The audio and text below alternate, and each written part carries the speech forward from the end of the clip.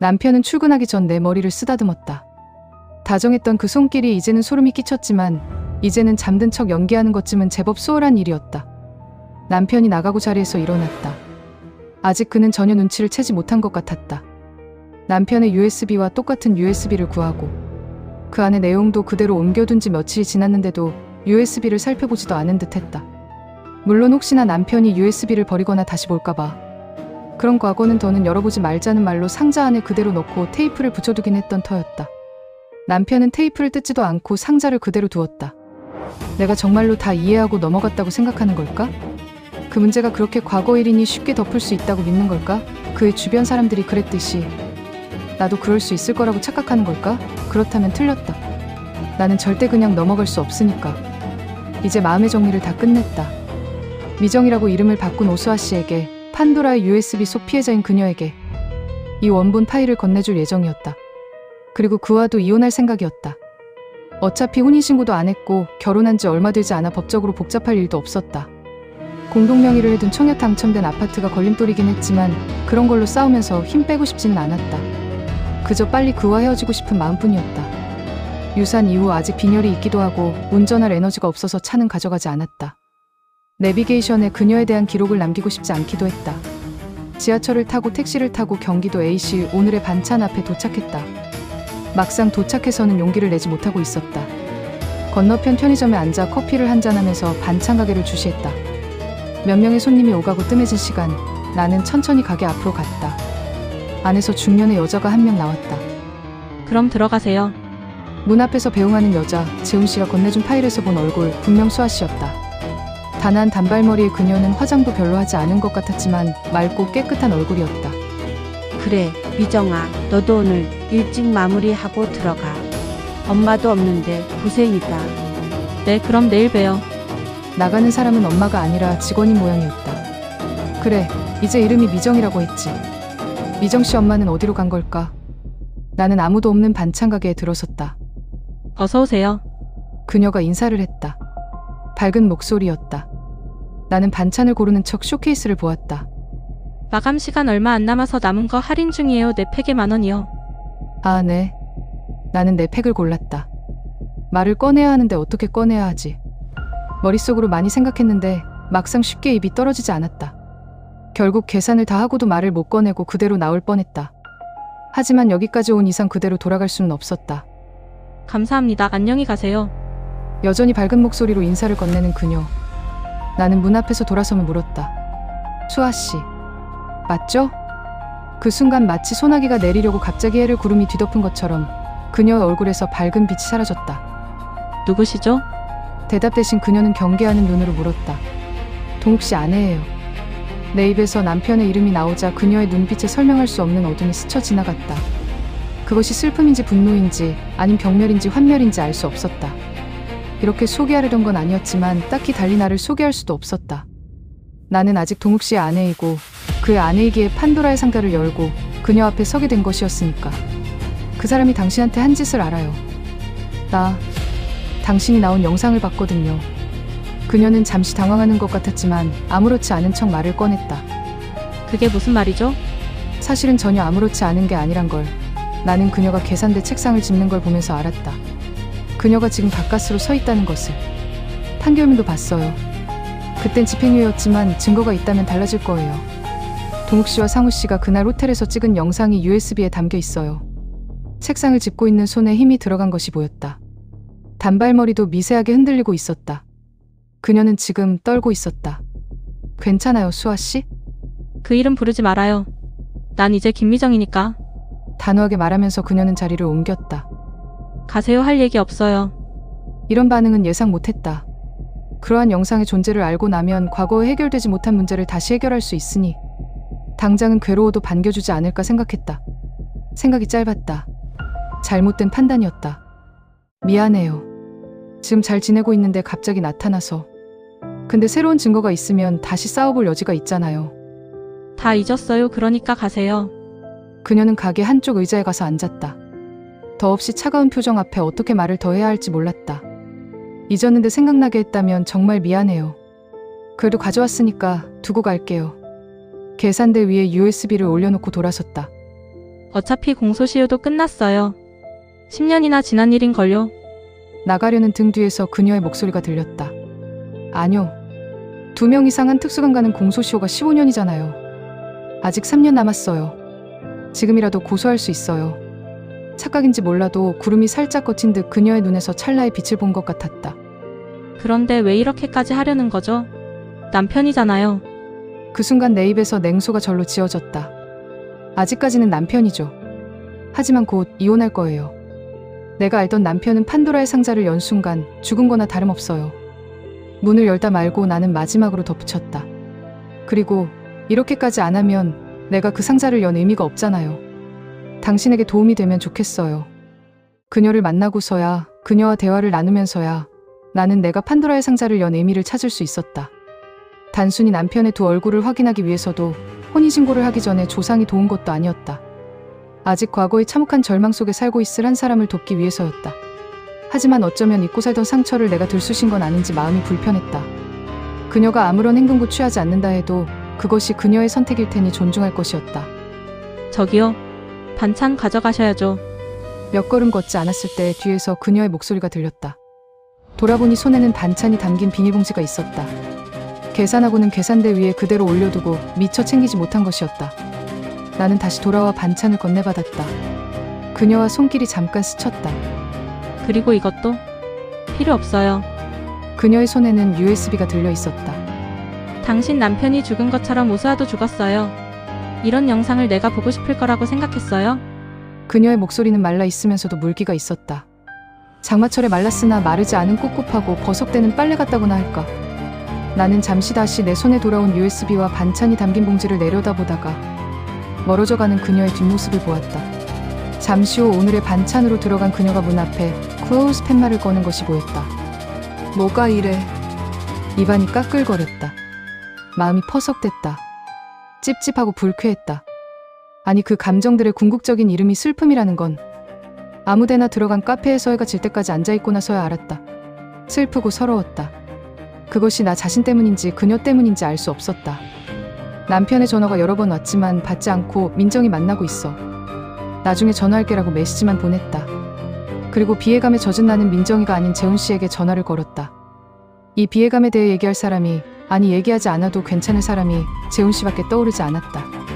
그는 마치 내가 전화할 걸 알고 있었다는 듯 전화를 받고는 뭐라 자세히 묻지도 않고 내가 있는 곳으로 와주었다. 얼마 후 나는 남편에게 민정이 집에서 자고 갈 테니 걱정하지 말고 자라는 메시지를 보내고 있었다. 카페에 도착한 재훈 씨는 한동안 아무 말 없이 그냥 앉아 있었다. 나도 말없이 있다가 가방에서 USB를 꺼냈다. 처음 의뢰할 때 얘기하고 보여주기도 했던 USB였다. 전직 형사였던 재훈 씨는 원본 USB를 분석하면 사건을 보다 확실하게 재구성할 수 있을 거라고 했다. 동욱 씨와 상우 씨의 죄를 입증할 수 있을 거라고도 했다. 하지만 그것은 단지 희망의 말이었을까? 아니 어차피 수아 씨에게는 그러한 희망이 필요 없는 것일까? 그는 여전히 말이 없었지만 무언가 그럴 줄 알았다는 표정이었다. 그가 입을 열었다. 뜻밖의 말이었다. 배 안 고파요. 별로 생각 없다고 말하려고 했는데 그 순간 눈치 없이 배에서 꼬르륵 소리가 들렸다. 피식 나도 재훈 씨도 웃었다. 그러고 보니 의자에 고스란히 놓여있는 봉지 안에서 반찬 냄새가 코끝을 자극하고 있었다. 카페에서 은근하게 반찬 냄새를 풍기는 민폐 손님이었던 걸 그제야 깨달았다. 우리는 밖으로 나왔다. 여름이 오기 전 적당히 따뜻하면서도 시원한 봄바람이 기분 좋게 살랑거렸다. 편의점에서 햇반을 사서 근처 공원에 갔다. 재훈 씨는 차에서 돗자리도 가져왔다. 돗자리를 가지고 다녀요? 돗자리뿐이겠어요. 그가 가볍게 미소하며 답했다. 우리는 마치 소풍 나온 커플처럼 돗자리에 앉아 하얀 쌀밥에 반찬을 먹었다. 간이 잘 맞으면서도 감칠맛이 나는 반찬들이었다. 맛있죠? 사실 조사하면서 몇 번 사 먹어봤거든요. 재훈 씨가 맛깔스럽게 밥을 먹었다. 그러고 보니 남자와 마주 앉아 이렇게 밥을 먹는 것이 참으로 오랜만이란 걸 깨달았다. 나 역시 반찬이 입에 맞아 밥을 쓱싹 한 공기 비웠다. 미처 의식 못했지만 하루 종일 커피 외엔 제대로 먹은 게 없어 배가 고픈 상태이기도 했던 터였다. 다 먹고 나자 재훈 씨가 말했다. 시간이 필요할 거예요. 주어가 없는 말이었다. 그것이 나를 향한 말인지 수아 씨를 향한 말인지 알지도 못하면서 나는 고개를 끄덕거렸다. 맞아요. 시간이 필요한 일이죠. 그렇다면 얼마간의 시간이 지나면 괜찮아질 수 있을까요? 이제 너무 어두워졌어요. 집에 데려다 줄게요. 남편한테 오늘 민정이 집에서 자고 간다고 해서 집에는 갈 수 없어요. 그럼 어디든 데려다 줄게요. 일어나죠. 그가 앞장서서 걸었다. 이상하게 믿음이 가는 사람이었다. 그의 차를 탄다고 해도 어떤 일도 일어나지 않을 것 같다는 확신. 하지만 그렇다고 누군가를 쉽게 믿을 수는 없었다. 수아 씨도 동욱 씨를 그렇게 믿었을 것이다. 얼마나 많은 여자들이 믿었다가 믿을 수 없는 일을 겪게 됐을까. 혼자 갈게요. 재훈 씨의 차 앞에 다 와갈 때쯤 내가 말했다. 그를 못 믿어서는 아니었다. 오히려 그 반대였지만 그냥 오늘은 이렇게 헤어지는 것이 맞다는 생각이 들었다. 잠시 나를 보던 그는 알았다고 고개를 끄덕였다. 그럼 그렇게 해요. 혹시라도 내가 필요하면 또 언제든 전화해요. 이번엔 내가 고개를 끄덕였다. 그의 차는 한치의 머뭇거림도 없이 달려가는 야수처럼 내게서 멀어져 갔다. 잠깐 동안 안락했던 마음이 다시 흔들거렸다. 인생이란 게 원래 뜻대로 되는 게 아니라지만 내가 본 판도라의 USB가 수아 씨에게 도움이 될 줄 알았다. 그녀가 이걸로 과거의 사건을 해결할 수 있기를 바랐다. 짧고도 어리석은 생각이었다. 고작 이걸로 뭘 할 수 있겠어. 괜히 잊고 사는 그녀를 힘들게 한 것 같다는 자책감이 들었다. 그렇게 시간이 일주일 정도 흘러갔다. 한 달간의 연차를 끝내고 나는 일터로 복귀를 해야 했지만 복귀와 함께 퇴사를 준비했다. 유산 후 몸 상태가 힘들면 더 쉬어도 좋은데 퇴사는 갑자기 무슨 얘기냐고 원장님이 당황해했다.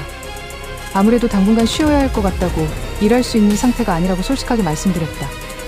몸보다는 마음 상태가 힘들다는 말은 굳이 하지 않았다. 다만 5년치의 퇴직금은 분할해서 줘도 괜찮다는 말을 덧붙였다. 사람을 구할 때까지는 일을 하면서 단골 손님과도 인사를 나누기로 했다. 하나씩 정리를 끝내면서 마음의 안정감을 찾고 있었다. 그리고 이제 동욱 씨에게 이혼을 통보해야 할 차례였다. 유산 이후 내 눈치를 보고 있던 그에게 저녁에 집에서 얘기를 하자는 메시지를 날렸다.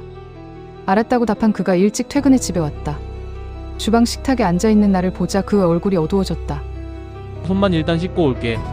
그가 잠시 화장실에 다녀오는 동안 몇 번이나 숨을 골라 쉬었다. 이혼하자는 얘기를 꺼내면 그가 어떤 반응을 보일까. 혹시나 하는 생각에 나는 휴대폰으로 녹음 기능을 켠 후 내 옆에 뒤집어 두었다. 잠시 후 그가 마주 앉았다. 할 얘기가 있다며 무슨 얘기야? 이혼하자. 짧게 내뱉은 한마디. 그는 전혀 예상 못했다는 듯 당황한 표정을 지었다. 뭐? 갑자기 그게 무슨 소리야? 진심으로 하는 소리야? 응, 많이 생각해봤어. 이혼을. 이혼은 무슨 이혼이야? 아니 내가 뭐 잘못했어? 잘못한 게 있으면 말을 해봐. 고칠게. 전혀 고칠 생각 없는 말투였다. 자존심이 잔뜩 상해 으르렁거리는 한 마리 짐승 같았다. 잘못한 거 없고 고칠 것도 없어. 내가 이제 더 이상 자기를 사랑하지 않아. 갑자기 그가 식탁을 주먹으로 콱 내리쳤다. 처음 보는 모습이었다. 사랑? 야 무슨 사랑 타령이야. 솔직히 이혼을 요구해도 내가 해야지. 너 최근에 나랑 한 적 있어? 임신 초기엔 초기라고 못해. 유산에서는 유산했다고 못해. 한 달 지났으면 병원에서도 부부 관계해도 된다고 그래. 부부 사이에 섹스 안 해주는 것도 이혼 사유야. 알아 몰라? 그는 흥분했다. 그에겐 우리 사이에 부부관계가 없던 게 가장 큰 문제였던 걸까. 그렇게 본색을 드러내주니 오히려 마음이 점점 홀가분해지고 있었다. 이게 당신의 진짜 모습인가 보네. 다정한 척, 내 몸 위해 주는 척하면서 속으로는 내가 부부관계 거부하는 것 때문에 잔뜩 불만이었나 보다. 그치. 나는 오히려 점점 더 차분해지고 있었고 그는 점점 더 흥분하고 있었다. 그것만 불만이었겠어? 우리가 집에서 밥같이 먹은 지가 언젠지 알아? 병가라고 한 달 내내 집에 있으면서 내 저녁 차려준 적 있어? 오늘 저녁에 집에서 얘기하자길래 나는 이제 당신이 정신 차리고 진수성찬이라도 준비한 줄 알았네. 어디 그뿐이야. 저번엔 외박까지 했잖아. 나도 참는 것도 한계가 있어. 그가 손을 부들부들 떨고 있었다. 간신히 참고 있는 그를 건드리고 싶었다. 나를 때린다면 그 또한 그의 죄를 쌓는 것일 테니 얼마든지 맞아줄 생각이었다. 나야말로 참는 것도 한계가 있더라. 당신 그 영상 매일 생각나. 알아? 그 영상이 뭐? 마침내 그는 폭발한 듯 자리에서 일어났다. 말해봐. 그 영상이 뭐 어쨌다고. 그래 막말로 여자애 좀 건드렸다. 그게 뭐? 야 술 먹고 뻗으네. 길에다 안 버린 게 어디야. 안 그래? 나는 너무도 허탈해 어이없는 한숨을 내뱉는 것 말고는 아무 말도 할 수 없었다. 내가 사랑한 남자가 정말로 이렇게 쓰레기였구나. 내가 아무런 말이 없자 그는 더 폭주했다. 길에 버렸으면 다른 남자들한테 무슨 일 당했을지도 몰라. 근데 내가 호텔에 옮겨다주고 어린 마음에 좀 만졌어. 그게 무슨 그렇게 큰 죄라고 그래? 다 지나간 일이잖아. 그리고 내가 당신한테 그랬어? 그냥 좀 만졌다고? 정말로 그게 다야? 아니 그냥 좀 만진 건 아무 일도 아니라는 거야? 너 진짜 이렇게까지 쓰레기였어? 그 말에 버튼이 눌린 듯 그는 나를 향해 때릴 것처럼 다가왔다. 어디 한번 때려보라는 듯 나도 일어서서 마주섰다. 내 기세에 오히려 그는 내 앞에서 멈춰섰다. 말 함부로 하지 마. 나도 그 일로 힘들 만큼 힘들었으니까. 겨우 참는다는 듯 낮게 내뱉는 그가 혐오스러웠다. 힘들 만큼 힘들었다고? 뭐가 힘들었는데 따져 물을 힘도 없었다.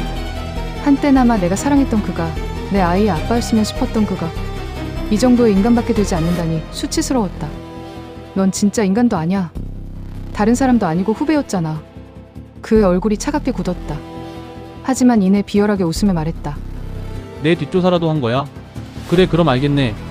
걔가 나 좋아했다는 거. 막말로 좋아하는 남자가 한번 해주면 좋은 거 아니야? 걸레라고 소문나네. 나중에 어디서 임신한지도 모르는데 내 애라고 하면서 협박하는데 나라고 안 힘들었겠냐고. 판결문에는 피해자가 피고인 일 이에게 강간당했다는 주장이 써 있었을 뿐 피고인 일의 아이를 임신했다고 협박했다는 내용은 없었다. 당신 애라고 협박했다고? 그럼 힘들긴 했겠네. 근데 호텔엔 당신이랑 상우씨 둘 다 들어갔는데 왜 당신한테만 협박한 거래? 나는 정신을 차리고 남편의 편을 들어주는 척 물었다. 일종의 유도신문이었다. 격앙된 감정이 조금 진정이 된 듯 남편은 자리에 앉으며 아무렇지 않게 답했다. 왜긴 상우 그 자식은 묶었거든. 묶었다고? 되묻는 나를 향해 그가 웃었다. 맘껏 하고 다닐 거라고 정관수술했다고. 미친놈이지. 웃는 그가 징그러웠다. 온몸에서 소름이 오소소 돋는 것만 같았다. 하지만 그를 더 구슬릴 타이밍이란 생각이 직감적으로 들었다. 근데 당신 만지기만 했다며. 정말로 그 후배가 꽃뱀처럼 말도 안 되는 주장을 한 거야? 솔직히 나도 술 취했고 남잔데 만지기만 했겠어? 근데 생각해봐. 한 번 안에 했다고 바로 임신이 돼? 그렇게 임신이 쉬워. 걔가 괜히 다른 남자랑 자놓고 내 애 임신한 거라고 덤탱이 씌우려고 했던 거지. 그것은 완벽한 자백이었다. 휴대폰의 녹음 기능은 아주 잘 돌아가고 있었다.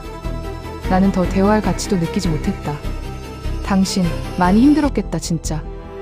영혼 없이 내뱉는 말에 그는 위로를 받기라도 한 걸까?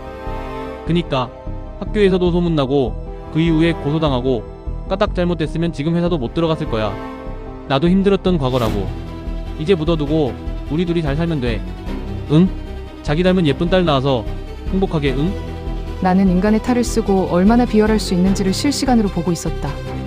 내 얼굴에서 조소가 절로 흘러나왔다. 나 닮은 예쁜 딸은 내가 알아서 낳을게. 너 같은 남자를 아빠로 만들 수는 없어. 무슨 소리 하는 거야 지금. 그래서 정말로 이혼하겠다고? 나는 아무렇지 않게 휴대폰을 챙겨 돌아서며 말했다. 그래, 어차피 혼인신고 안 했고 청약 당첨된 아파트가 걸리긴 하는데 그거 당신 단독 명의로 바꿔.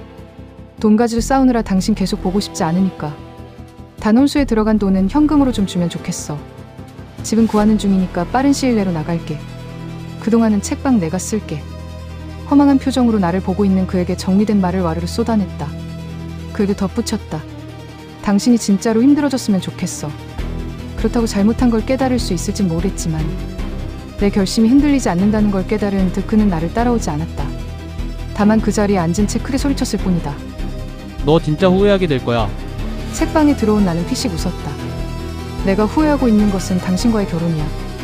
그리고 얼마 지나지 않아 집을 구해 나온 나는 그가 10여 년 전 호텔에서 일어난 일로 인해 고소당했다는 소식을 들었다. 특수강간 혐의로 상우 씨와 함께 수아 씨로부터 형사고소 당한 것이었다. 내가 얻은 집은 거실 겸 방이 한 칸에 미닫이 문을 열면 주방이 있는 구조였다. 크진 않아도 혼자 쓰기에 별 문제는 없었다. 꼭 필요한 살림살이는 옵션으로 웬만하면 있는 데다 어차피 서울살이가 다 정리될 몇 달만 살 계획으로 6개월 단기 계약 방을 알아봤던 차였기에 전에 살던 사람이 지방 발령으로 급하게 나가 8개월 계약 기간이 남은 이곳이 딱이었다. 그래, 생각해보면 20살 처음으로 얻었던 방에 비하면 천국이다. 그땐 반지하라 빨래 말리는 게 일이었는데 지금 얻은 집은 공용 세탁실에 건조기도 있고 너른 창으로 햇볕이 잘 들어와 빨래도 잘 말랐다. 급할 땐 건너편 건물 1층에 있는 세탁방을 이용하면 됐다. 보송한 빨래를 개면서 다시 시작하는 기분이 들었다. 물론 혼인신고를 하지 않아 법적인 정리는 어렵지 않았으나 동욱 씨가 스토커처럼 한동안 연락을 자주 하긴 했다. 어떤 날엔 여전히 사랑한다고 다시 시작할 생각 없냐고 했다가 어떤 날엔 혹시라도 어디서 이상한 소리 떠들고 다니지 말라고 협박성 말을 서슴지 않았다. 이러면 스토킹으로 신고할 거라고, 한다면 하는 성격인 거 알지 않냐는 단호한 말 이후에 더 이상은 연락이 없었다. 한때 내 시어머니였던 동욱씨 엄마가 아들을 잘못 키운 것 같다. 미안하다. 하지만 그렇게 쉽게 이혼하는 게 어딨냐. 정말로 끊는다는 거냐. 남자 과거 문제 가지고. 그러는 거 아니다는 식의 장문의 메시지를 보내왔지만 답장하지 않고 차단했다. 그러거나 말거나. 이제 나와는 연이 없는 사람들이다. 지인들에게 이혼 소식을 전하는 게 조금의 문제였지만 그것도 크게 힘든 일은 아니었다. 엄마에게 그냥 안 살게 됐다고 전하자 한동안 난리가 났지만 네가 싫다는데 어쩌겠어. 잘했다는 말을 마지막으로 쿨하게 더 연락은 없었다. 생각해보면 결혼처럼 이혼을 모두에게 공표할 필요는 없는 거였다. 다만 종종 안부를 물어오는 사람이 있으면 현 상황을 담백하게 공유하긴 했다. 이를테면 오랜만에 결혼을 앞두고 신혼생활은 어떠냐고 연락 온 친척동생에게 사실 헤어졌다. 얼마 전부터 혼자 산다 정도로 말하는 것이다. 말하는 나보다 듣는 상대가 더 당황했지만 그조차도 그리 오래 붙들고 있을 감정은 아니었다. 그런데 어느 날 그녀에게 연락이 왔다. 안녕하세요. 저 오수아예요. 박재훈 형사님한테 연락처 받았어요. 혹시 만날 수 있을까요? 스스로를 김미정이 아니라 오수아라고 소개한 그녀를 만나지 않을 이유가 없었다. 그녀는 재훈 씨를 형사님이라고 불렀다. 약속 장소인 카페에서 만난 그녀는 전보다 조금 야위어 보였지만 눈빛만은 빛나고 있었다. 고소를 준비하고 있어요. 나를 본 그녀는 머뭇대지 않고 그렇게 말했다. 누구를 향한 것이냐고는 묻지 않아도 알 수 있었다. 언니 덕분이에요. 아, 언니라고 불러도 괜찮죠? 그녀가 살풋 웃었다. 어쩐지 봄 햇살 같은 미소였다. 그럼요. 그래서 말인데 USB 원본을 받고 싶어요. 사실 박재훈 형사님 통해서 복사본으로 영상은 봤는데 경찰에 제출할 때 원본을 하는 게 좋다고 해서요. 혹시나 몰라 가방에 USB를 챙겨온 나였다. 나는 테이블 위에 USB를 꺼내 올려두었다. 이게 증거자료로 인정이 되면 혹시나 출처 때문에 언니가 귀찮아질 수도 있다고 들었어요. 불이익이 생긴다거나. 괜찮겠어요? 수아 씨가 조심스레 물었다. 혹시라도 법정에서 증언이 필요하다면 그것도 할게요. 그리고 내가 불이익 생길 일이 뭐가 있겠어요. 난 죄 지은 게 없는데. 법이 그렇게 호락호락하지는 않을 거예요. 담담하고 단단하게 말하는 나를 보며 수아 씨가 고개를 끄덕이더니 USB를 챙겨 자신의 가방에 넣었다. 다 잊었다는 거 거짓말이에요. 단 하루도 잊은 적 없어요. 그렇게 말하는 수아 씨의 얼굴을 스쳐가는 어둠을 뭐라고 불러야 좋을까? 엄마가 아프세요. 암 투병 중이신데 병상에서 그러더라고요. 죽기 전에 그놈들 벌 받는 거 보고 싶다고. 사실은 저도 같은 마음이거든요. 어느새 그녀의 얼굴에 다시 밝은 빛이 돌았다. 아니 그것은 화사한 밝음이 아니라 명쾌한 에너지에 가까웠다. 그녀의 얼굴에 새로운 기운이 돌고 있었다. 영상을 보고 힘들었는데 다시 또 괴로웠는데 이제 알았어요.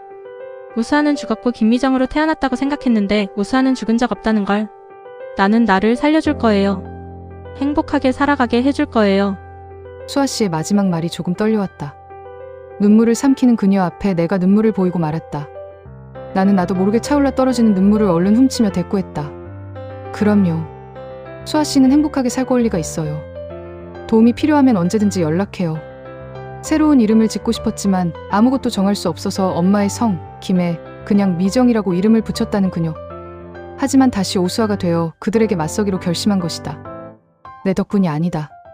수아 씨에게 그런 힘이 남아있던 것뿐. 수아 씨의 용기에 도리어 내가 감응했다. 그리고 재훈 씨를 통해 수아 씨가 친구 양진아를 오랜만에 만났고 양진아가 탄원서 제출은 물론 필요하다면 증언도 해주기로 했다는 걸 전해 들었다. 만취한 수아를 데리고 동욱 씨와 상우 씨가 호텔에 가게 된 정황. 다음날 수아와 주고받은 카톡 내용을 통해 호텔에서의 일을 짐작할 수 있었단 사실까지. 내 이혼 소식을 어디선가 듣고 연락이 온 슬비 씨에게 그간의 일을 얘기했더니 자신이 가지고 있는 자료들도 도움이 될 거라며 보내주었다. 혹시 몰라 상우 씨의 휴대폰 내용을 모두 캡처해 두었던 것이다. 거기엔 동욱 씨가 당시 USB의 존재를 경찰이 알았다면 집행유예는 힘들었을 거라고 말하는 내용도 포함되어 있었다. 요즘 나는 지방의 미용실 자리를 알아보러 다니는 중이다. 종종 수아 씨가 반찬을 보내주며 소식을 전해준다. 생각보다 시간이 걸리는 일이지만 재훈 씨 말로는 이 정도면 아무리 대단한 변호사들을 쓴다고 해도 집행유예가 될 수는 없을 거라고 했다. 형사고소를 당한 이후에 동욱 씨에게 전화가 한 번 왔지만 받지 않고 차단했다. 이어 보낸 마지막 메시지는 읽지도 않고 그냥 차단해버렸다. 그가 뭐라고 변명했을지 아님 욕을 했을지 하나도 궁금하지 않았다. 그는 응당한 처벌을 받을 것이다. 그리고 나는 잘 살아갈 것이다. 그리고 수아 씨도, 그리고 슬비 씨 역시 우리는 모두 잘 살아갈 것이다. 우리에겐 그럴 자격이 있다.